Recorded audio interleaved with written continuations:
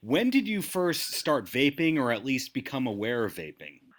Probably 2014, around the time when Lord Vaper approached me about putting out the Chief. So that's when I first kind of got into it. That was definitely when vapes were really new in the market, and they've come a long way since. The battery life and just everything is way improved since then. Sure. Now, how long did it take from being approached to actually having something on the market? Well, the first owner of Lord Vaper, 2015, once we finished the design, the artwork, and had them manufactured, it was probably about a 3-month turnaround from the drawing board to getting the products, probably. And Lord Vaper, of course, that owner sold the company, and the new owner approached me this year to see if I was interested in still, releasing the Chief products through Lord Vaper, the new owner's company. And of course, I said yes, and he wanted to improve it from the first line, which, of course, the battery life and the mouthpieces over time would end up breaking. So those were the two issues we addressed right away from the new product. Where the new one, actually, you can burn wax, herb, and the battery is replaceable and interchangeable. And did you always have the name the Chief in mind when you were coming up with the project? Not yet. I mean, that's what kind of my moniker for tour, and on my tour vests, that's, I have patches, the Chief. And when it came to put out the line, we thought, that makes a good product line, definitely defining me, but also the artwork with the legacy skull with, the Indian headdress on it made a perfect piece of artwork for it. I've seen some of the materials talk about how it's good for aromatherapy, and that's presumably for legal reasons. Or is that the case that that's there for legal reasons?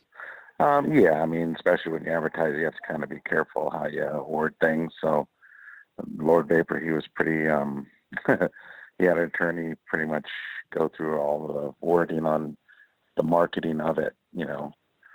So yeah, I guess you got to kind of be careful.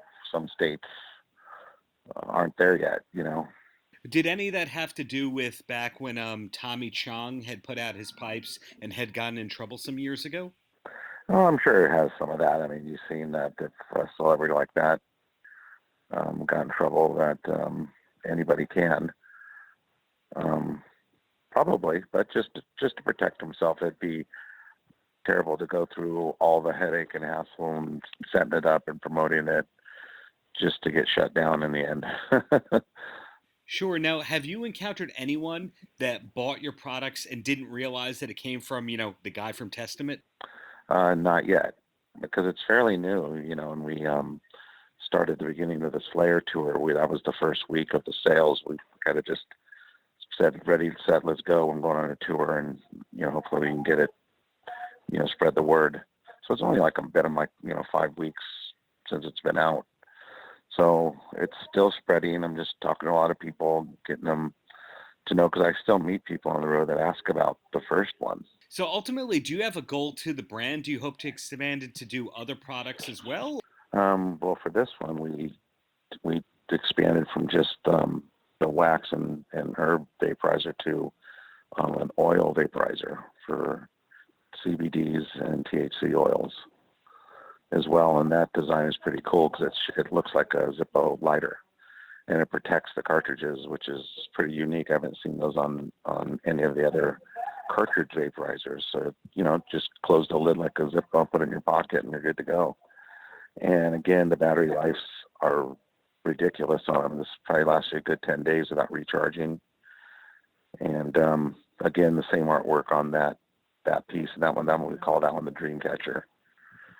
And then we did a third release as called the Tomahawk, which is basically a cone-shaped pipe with a lighter built in on the end that you just could refill the butane on it. And it's comes with like 5 or 6 little pods that you can load with half a gram of herb in them at a time, and it's pretty cool. On the Slayer run, I had a lot of people on the cruise were using it, and that seemed to be a big hit. No pun intended on the hit part, of course. But Yeah. was there ever any hesitance on your part to, in a way, out yourself as somebody who vapes? No, I mean, I do it. I mean, I'm still, old school and like the rolling up, but there's places and a time for it that, you like to have a hit, movies or baseball game, basketball game, or something. That's when the vape usually comes in real handy. Sure. But not just for like myself or the average stoner. It's also for medicinal. I think people that get recommended from their doctors to use it, because their illness.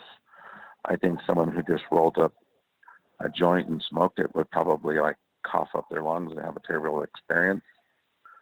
So if you vaped, I think it'd be less harmful on your lungs and a little easier on a first timer. So it's pretty beneficial in that sense.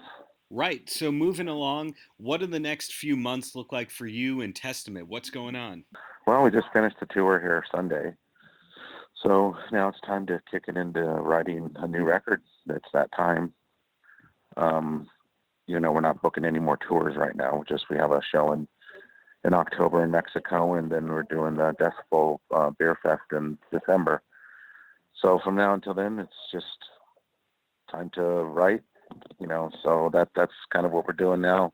Right now, we just got home, like I said, and so we're kind of enjoying some time off right now, and, before we kind of jump into it in the next couple of weeks.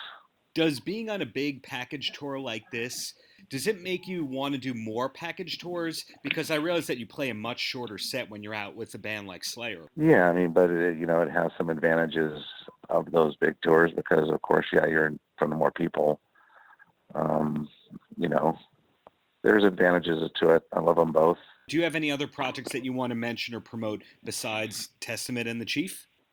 Well, we actually, for that show we're doing in December for the Beer and Metal Fest we're actually teaming up with Privacy Coin, which is a cryptocurrency that's about 2 months out on the market right now. So we're kind of teaming up and doing a promotional plan and promoting a contest to win a prize. You go to testamentlegions.com and have a lot of detail there of the contest and what you need to do. Interesting. Cryptocurrency. I would have to think that you're the first or one of the first metal bands on the market to get into that space.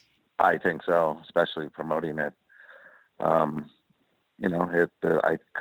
think it's something to it. There's a lot of action, if people see how well the Bitcoin is right now, and going from $1 up to now, I think right now it's probably at $6,700 today a coin. It's a whole new world. Absolutely. So is there something that you wish more people knew about Chuck Billy? No, just, that I'm still loving what I'm doing and feel passionate about what I'm doing and going to continue as long as we can.